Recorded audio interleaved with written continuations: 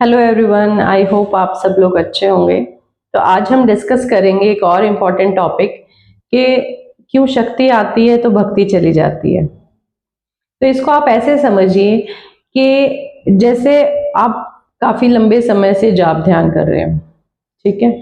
आप 4-4, 5-5 घंटे दिन में जाप ध्यान करते हैं, पर आपको प्रोग्रेस फील नहीं हो रही, आपको कुछ दिखाई नहीं देता, एक्सपीरियंसेस नहीं हो रहे हैं, तो आप थोड़ा डिसअपॉइंट हो जाते हैं और फिर आप चक्कर काटने लग जाते हैं बुआ भगत के पास किसी धाम में।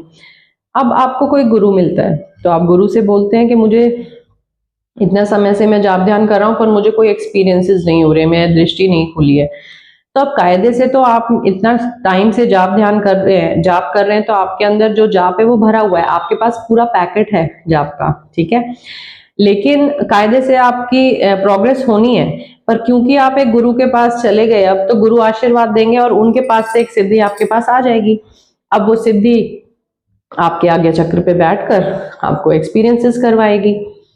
जो प्रोग्रेस आपकी 10 साल में होनी थी, अब वो प्रोग्रेस आपकी 6 महीने में होने लगेगी। आप ऐसे सोचेंगे कि अब तक तो मैंने इतना जाप ध्यान किया, मेरी कोई प्रोग्रेस नहीं हुई, जब से इस गुरु के पास में गया हूँ मेरी तो बड़ी अच्छी प्रोग्रेस होने लगी है। सिद्धियों के साथ हमारा गिव एंड टेक का रिलेशन रहता है, ठीक है। सिद्धि जब आती है तो आपके लिए काम करती हैं, आपको उनके लिए कुछ करना होता है।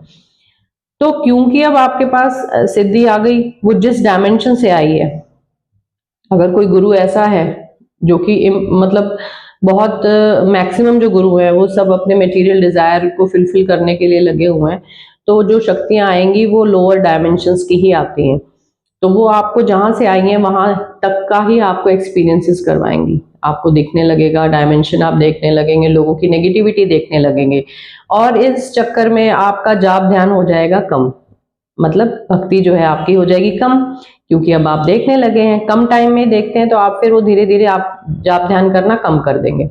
और फाइनली एक ऐसा दिन आएगा जब जो जिस टाइम के लिए सिद्धि आपके पास आई थी वो अपना काम उसने कर दिया, अब वो आपके सारे जाप लेगी और आगे बढ़ जाएगी, आप हो जाएंगे खाली, अब आपको दिखना बंद हो जाएगा।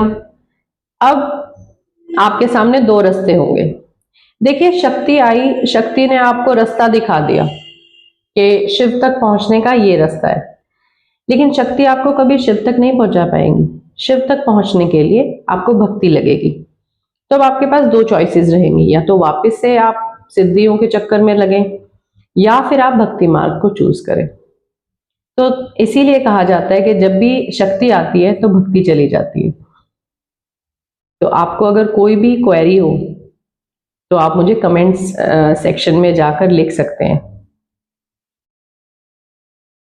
मिलते हैं किसी नेक्स्ट वीडियो में किसी इंटरेस्टिंग टॉपिक के ऊपर चर्चा के लिए। तब तक के लिए टेक केयर, राम राम।